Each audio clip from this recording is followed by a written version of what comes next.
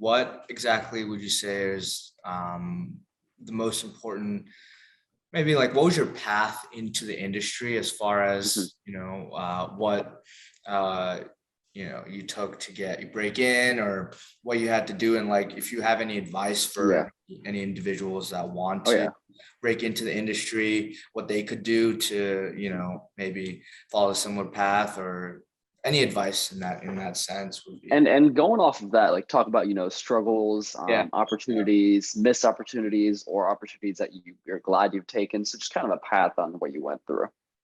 Yeah.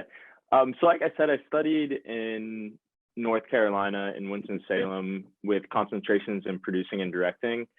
And I found that even with this university structure, I was still going outside of the university and creating my own projects that weren't getting greenlit, or that there wasn't a budget for, or so on and so forth. So I sort of naturally figured out that in order to make the films I wanted to make, I just had to make them no matter if we could get the funding or approval or not. We just had to make them and figure all that out on the way. So I sort of got into it that way. And then once I felt like I had a good sense of the mechanics of filmmaking and writing, then I went out and made this film. I think it's very different depending on what you want to do in the film industry, because the film industry, there's all these broad roles. And if you wish to be a writer or a director, there's no ladder to climb. You're either writing or you're directing or you're not. However, there's things like camera team where there is this ladder and there's rungs to work up to, or the more of the AD team, you have the second, the second, and the first, and things like that. I think, for anyone that wants to pursue something that is more of a trade, it's really important to know how to, maybe producing, for example. I would highly recommend going to school for that and really learning that. And then things like camera team, if you wish to be a cinematographer, it's really important to get that time on sets and really understand it through understand the craft of it through doing. But it's not necessary to go to film school. I think it's just necessary to keep making films, and you learn by the process. And that's one of the things about the process is it will teach you. It's sort of one of the best teachers there is. As far as opportunities I've taken, I don't really have any missed opportunities. I feel like I've taken most of the opportunities that have come my way. I'm really grateful. I was, through my co-producer, he was part of the Brisbane division of a production company, an Australian production company called Continuance Pictures. And there was a Melbourne division. And when I moved to Melbourne, I met the EP founder and ended up just briefly working as an associate producer for that production company. And it was really insightful because it gave me a bit more insight as to what the international industry looks like instead of just the Australian or the American film industry. Are you thinking about staying with the American film industry, or are you thinking about Australian film industry? With the American film for industry, now. It's definitely, I mean, the American films are watched all around the world, and it's where the market is. Although Korean films are really blooming at the moment. That's what I've seen. That's what I've seen.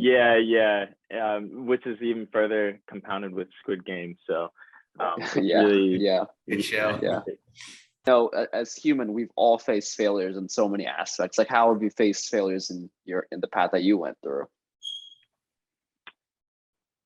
I think more so, I don't think of things as failures so much as obstacles. The film industry is kind of all about being adaptable and having these obstacles, and then being able to turn on a zero radius and make things still work even if they're not working. for example, the party scene we have in the film, it takes place inside the farmhouse. It's sort of this almost like a loft garage in a way, and that was meant to be to take place outside on Lucky's boat that he has. That was set up, and it was this whole thing that we had planned, and then that was the day where it just absolutely poured, and we couldn't shoot this like party scene outside. No. So we had to completely just adapt and change on a dime. So I think it's just about adaptability and working with those obstacles and trying to use them as a way to see things differently. That's a good way to put it. Yeah. So I guess moving forward, where do you see your career going the next 5 to 10 years as far as in terms of directing, filmmaking? Do you see yourself acting as well at some point? What kind of career paths do you see within in the industry moving forward? I sort of just take it project by project, and each film, this one, like I said, took 1.5 years to make, but that's not really that typical of a short film. It was because we had such a limited amount of budget, and the thing we did have was time. So when, we can't always give people the money that we wish to give them, but we can give them more time to create something. So for this next film, it's with a feature, you're typically looking at around 2 years. So right now I'm just focused on that unit and getting it written, hopefully by the spring, and then looking at, okay, how do we actually make this thing? How do we get funding for it? So on and so forth. So I'm just sort of taking it project by project basis, and I'm not really looking so much as a career trajectory. I'm trying to just stay focused on the story I want to tell next. It's like, what's the difference you see between your feature film that you're writing right now and then this short film that you've made? Is other than the length, obviously, like, what are some big differences you noticed between the two? Yeah, they're very, very different. They're in a lot of ways, they're like night and day. Like I said, with each film, you sort of have your own unique logistical challenges that you're working with. So for Telebudra, a big one was underwater shooting, things like that. But for this next one, I'm describing it as a high octane romance. So there's a lot of, we'll be working with a lot of vehicles and motorcycles, and that's going to be its own challenge, it'll be my first time working with stunt drivers and stunt riders, and we'll likely have special rigging to capture that on screen, but everything's just swollen so much more with the feature film. So, the scope is just so much wider. Your cast is wider.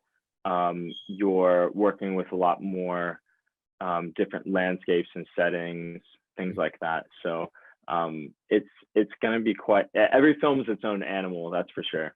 Yeah. It seems like it, yeah. You take like 2 years to, and then I think Talbot, you said it took about 1.5 years. How do you stay motivated in such like a long process? You mentioned, there's rain and there's unpredictability. So how do you keep that motivation of your crew as well, everybody else? Like, how do you guys keep it together as far as, going through with the plan and, eventually getting to completion? Yeah. What I love about film is every day is so different, and you're in a different part of the process often. Like I said, our production was only 4 days long, so that kind of just goes by in a blink. Although they were really, really long, difficult, stressful, high pressure days. With the actual post-production, for example, stretching for about 12 months, you're constantly working in different parts of the process. So you're doing the assembly before you get to picture lock for the edit. And then once you have picture lock, then you're working in tandem with both the sound designers and the composer.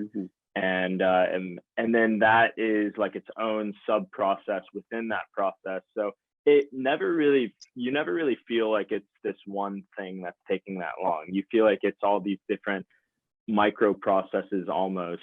So the time really goes by fast, and you're sort of just letting the needs of that specific moment sort of guide you for that time.